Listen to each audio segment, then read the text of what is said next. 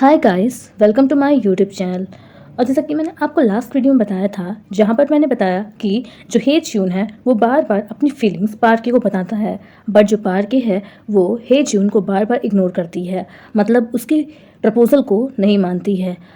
अब next scene हम देखते हैं जहाँ पर ओ इंसंग उसी गैराज में आती है जहाँ पर पार्के कार को धुलने का काम करती है, और वहाँ आकर ओ इंसंग पार्के को बुरा भला कहने लगती है और गुस्से में आकर उसे एक थप्पड़ भी मार देती है और कहती है पार्के से कि वो हे ज्यून से दूर रहे और ना ही उससे बात करे और डेटिंग के बारे में तो बिल्कुल भी ना सोचे। बट यहाँ पर जो पार्के है वो कहती है कि वो ऐसा कुछ भी नहीं कर रही है, बल्कि हे ज्यून ही पहले उसके पास आया था अपनी फीलिंग्स को बताने के लिए। अब यहाँ पर जो ओ इंसंग है वो उसकी कोई भी बात मानने को तैयार नहीं होती है और गुस्से में आकर एक थप्पड़ मार देती है।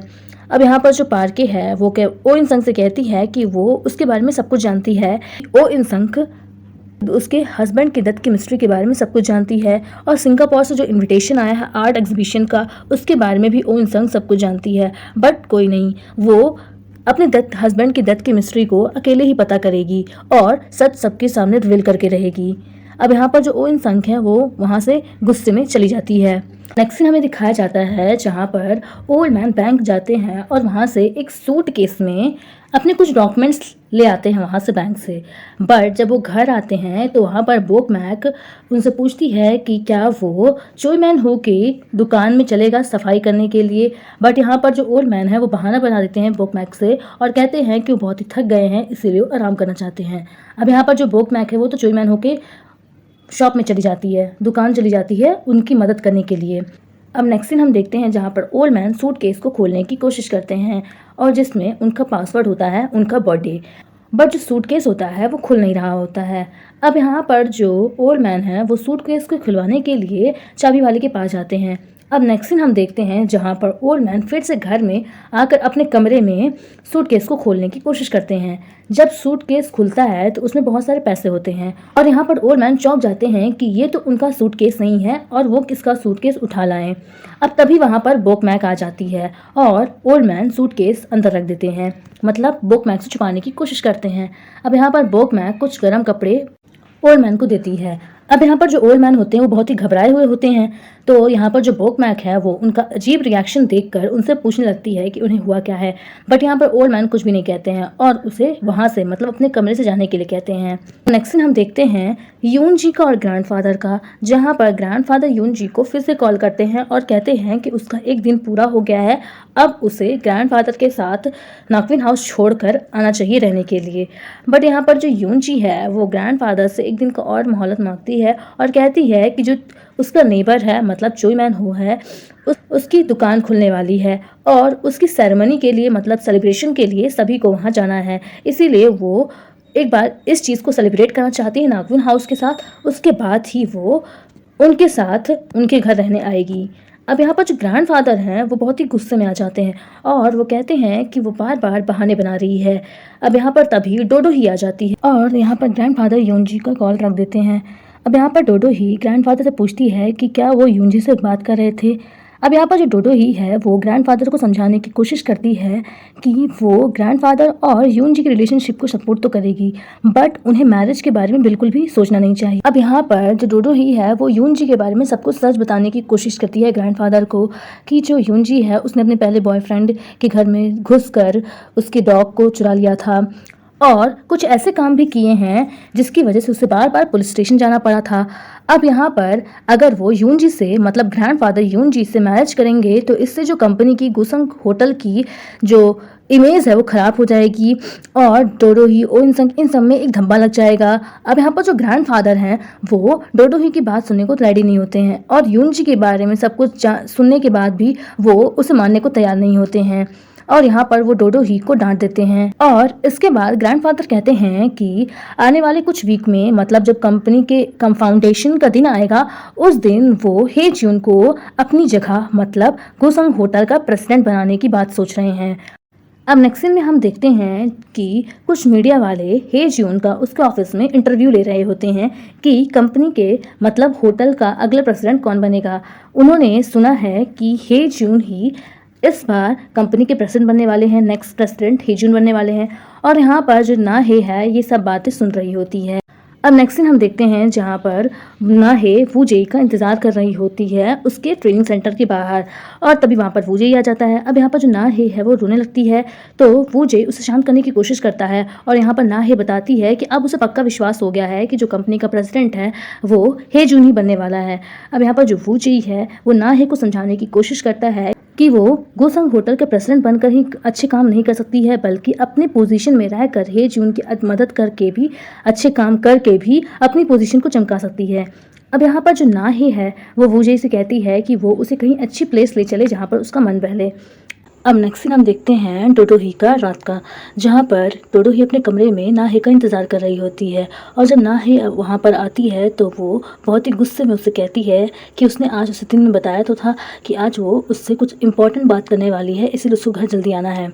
अब यहाँ पर नाहे डोडोही से पूछती है कि ऐसी कौन सी बात डोडोही को बतानी है। अब यहाँ पर डोडोही बताती है कि हेजून के मन में पार्क के लिए फीलिंग्स हैं, मतलब हेजून पार्क को लाइक करता है। अब यहाँ पर जो नाहे है वो ये सब सुनकर चौंक जाती है और उससे पूछती है कि क्या ये सब सच है। तो यहाँ पर डोडोही उसे यकीन दिलाने की कोशिश करती है कि जो ओ इंसंग है वो भी, उसे भी लगता है कि जो हेजून है उसके मन में पार्क के लिए फीलिंग्स है, इसीलिए वो पार्क के पास गई थी और वहाँ जाकर पार्क को धमकाया था और उसे एक चांटा भी मारा। अब नेक्स्ट सीन हमें दिखाया जाता है हेजून का, जहाँ पर वो अपने ऑफिस में होता है और वो अपनी मॉम को, मतलब ओ इंसंग को कॉल करता है और उससे पूछता है कि वो इस समय कहाँ पर है। तो इस पर ओ इंसंग कहती है कि वो घर आ चुकी है ऑफिस से। अब यहाँ पर जो हेजून है वो ऑफिस से निकल रहा होता है ओ इंसंग से मिलने के लिए घर के लिए, बट यहाँ पर जो नाहे है वो उसे रोक लेती है और उससे पूछती है कि क्या वो पार्क के लिए उसके मन में फीलिंग्स है। फिर यहाँ नाहे ओ इंसंग के बारे में सारी सच्चाई हेजून को बताती है कि जो ओ इंसंग है वो पार्क के पास गई थी और उसे कुछ धमकियां भी दी और उसे एक थप्पड़ भी मारा। अब यहाँ पर जो हेजून है वो गुस्से से वहां से चला जाता है और सीधा घर आ जाता है। अब नेक्स्ट सीन हम देखते हैं जहाँ पर हेजून सीधा ओ इंसंग से मिलने उसके बेडरूम में जाता है और वहाँ वो ओ इंसंग को सारी सच्चाई बताता है कि जो पार्क है वो हेजून में बिल्कुल भी इंटरेस्टेड नहीं है, बल्कि जो हेजून है वो पार्क में इंटरेस्टेड है। और यहाँ पर हेजून कहता है कि उसने सबसे पहले पार्क के सामने प्रपोजल रखा था, बट जो पार्क है उसने उसका प्रपोजल ठुकरा दिया। अब यहाँ पर जो इंसंग है वो ये सब सुनकर शॉक हो जाती है और वो हेजून को कहती है कि उसने आज तक उसे इतने छोटे से इतना बड़ा पाला पोसा इसलिए है ताकि वो गोसंग होटल का प्रेसिडेंट बन जाए, और वो इस तरह की लड़की को कैसे डेट कर सकता है जिसके जो भी इलिटरेट हो, जो पढ़ी लिखी नहीं है, जो अनपढ़ है, जो भी रिच फैमिली से बिलोंग नहीं करती है। अब यहाँ पर जो हेजून है वो कुछ भी नहीं कहता है।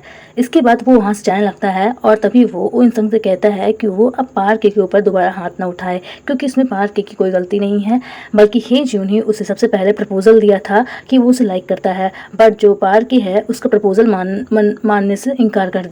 अब नेक्स्ट सीन हमें दिखाया जाता है जहाँ पर बोकमैक सोने जा रही होती है और तभी वहाँ पर यूनजी आ जाती है और यूनजी कहती है बोकमैक से कि आज वो अपनी मदर के साथ, मतलब बोकमैक के साथ सोना चाहती है। और यहाँ पर जो बोकमैक है वो यूनजी का अजीब बिहेवियर देखकर उससे पूछती है कि आज उसे हो क्या गया। अब यहाँ पर जो यूनजी है वो बार बार बोकमैक के साथ सोने के लिए जिद करने लगती है और अपनी रियल स्टोरी बताने लगती है कि जब वो नाक्विन हाउस आई थी तब यहाँ पर एक भी रूम खाली नहीं था और यूनजी बिल्कुल अकेली थी जिसके पास रहने के लिए घर तक नहीं था। तब बोकमैक ने अपने घर में रहने के लिए जगह दी और उसे याद है कि जब यहाँ पर सारे जो रूम थे वो सब फुल थे, मतलब एक भी रूम खाली नहीं था, तो वो रात में बोकमैक के साथ सोया करती थी और इसीलिए वो बोकमैक को एक माँ की तरह मानती है। अब नेक्स्ट सीन हमें दिखाया जाता है सुबह का नाक्विन हाउस का, जहाँ पर सभी लोग तैयार होकर चोईमैन हो के दुकान के उद्घाटन में जाते हैं। अब यहाँ पर नेक्स्ट सीन हमें दिखाया जाता है जहाँ पर चोईमैन हो की दुकान का उद्घाटन होता है और सभी लोग अपनी बेस्ट विशेस चोईमैन हो को देते हैं और यहाँ पर चोईमैन हो और यांग जिम ही नाक्विन हाउस के लोगों का धन्यवाद करते हैं और खासकर बोकमैक का, जिसने उन दोनों की इतनी मदद की। अब यहाँ पर सभी लोग बात कर ही रहे होते हैं, तभी वहाँ पर शॉप का बैनर आ जाता है जिसमें नाक्विन शॉप लिखा होता है और ये सब बोकमैक देखकर बहुत ही खुश जाती है और कहती है कि उसका ये सपना था कि उसकी भी एक शॉप हो जो कि नाक्विन शॉप कहलाई जाए। और यहाँ पर चोईमैन हो है वो कहता है कि बोकमैक ने उसकी इतनी मदद की और वो बोकमैक को अब नेक्स्ट सीन हमें दिखाया जाता है जहाँ पर पार्क ये अपना काम कर रही होती है, मतलब अपने गैराज में कार को धुल रही होती है। और तभी वहाँ पर हे जून आ जाता है और वो उसे खुशखबरी देता है कि उसने मतलब हे जून ने उसकी जॉब फिर से पक्की कर दी है। वो कुसंग होटल में तो उसकी जॉब मतलब पार्क को जॉब तो नहीं दिलवा पाया, बट उसके फ्रेंड की कंपनी में पार्क को एज सेक्रेटरी के तौर पे रखा जाएगा। बट यहाँ पर जो पार्की है वो हे जून का धन्यवाद तो करती है और जो ऑफ़र होता है हे जून का उसे ठुकरा देती है, मतलब उसे एक्सेप्ट नहीं करती है। और हे जून से कहती है कि वो उसकी फ़िक्र करना छोड़ दे और दोबारा यहाँ आकर उसका काम में डिस्टर्ब ना करे। मतलब यहाँ पर वो हे जून को अब दोबारा नहीं देखना चाहती है। और यहाँ पर जो हे जून है उसे ये सब सुनकर बहुत ही दुख लगता है और वो वहाँ से चुपचाप चला जाता है। अब नेक्स्ट सीन हमें दिखाया जाता है जहाँ पर ग्रैंडफादर को बर्दाश्त नहीं होता है और वो यून जी को लेने के लिए यून जी से बिना बताए नागविन हाउस आ जाते हैं। अब इधर जो यून जी है वो कहीं बाहर चली जाती है, तो इसलिए जो घर में सिर्फ बोकमैक और ओल्ड मैन होते हैं। अब यहाँ पर जो ग्रैंडफादर हैं वो नागविन हाउस के अंदर आ जाते हैं और वहाँ यून जी को बुलाने लगते हैं, मतलब यून जी का नाम लेकर पुकारने लगते हैं। और तभी वहाँ पर बोकमैक आ जाती है और वो ग्रैंडफादर से कहती है कि उसकी हिम्मत कैसे हुई यहाँ आने की। अब नेक्स्ट सीन हमें दिखाया जाता है जहाँ पर ग्रैंडफादर बिन बताए यून जी को नागविन हाउस आ जाते हैं और यहाँ पर वो नागविन हाउस के अंदर आ जाते हैं। अब यहाँ पर जो यून जी होती है वो तो नागविन हाउस के बाहर गई होती है घूमने, और इधर जो ओल्ड मैन और जो बोकमैक होते हैं बस वही दोनों नागविन हाउस में होते हैं। और यहाँ पर जो ग्रैंडफादर हैं वो नागविन हाउस के अंदर जाकर यून जी को चिल्लाने लगते हैं, मतलब यून जी का नाम पुकारने लगते हैं।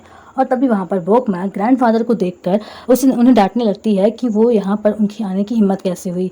तो यहाँ पर जो ग्रैंडफादर है वो कहते हैं कि उन्हें सिर्फ यून जी से मिलना है। अब यहाँ पर जो बोकमैक है वो कहती है कि वो यून जी को कैसे जानते हैं। अब तभी वहाँ पर यून जी आ जाती है और वो ग्रैंडफादर को स्वीट हार्ट कहती है, मतलब यहाँ पर जो ग्रैंडफादर को वो प्यार से चुप करवाने की कोशिश करती है। और यहाँ पर जो बोकमैक है और सभी जो नागविन हाउस के लोग हैं वो ये सब सुनकर शॉक हो जाते हैं, मतलब चौंक जाते हैं। इसके बाद जो ग्रैंडफादर हैं वो यून जी से कहते हैं कि अब उन्हें यहाँ से चलना चाहिए। और यहाँ पर जो बोकमैक है वो यून जी के सामने शर्त रखती है कि या तो वो इस नागविन हाउस को पार करके ग्रैंडफादर के साथ उनके घर चली जाए रहने के लिए, या फिर वो बोकमैक के साथ इसी नागविन हाउस में रहे। अब यहाँ पर जो यून जी है वो डिसाइड करती है कि वो ग्रैंडफादर के साथ रहेगी। अब यहाँ पर जो ग्रैंडफादर हैं वो यून जी को वहाँ से ले जाने लगते हैं और तभी पून जी उसे रोक लेता है और कहता है कि एक बार उन सबको बैठ करके यून जी के बारे में सोचना चाहिए। बट यहाँ पर जो बोकमैक है वो पून जी को रास्ते से हटने के लिए कहती है। इसके बाद जो ग्रैंडफादर हैं वो यून जी को वहाँ से लेके चले जाते हैं।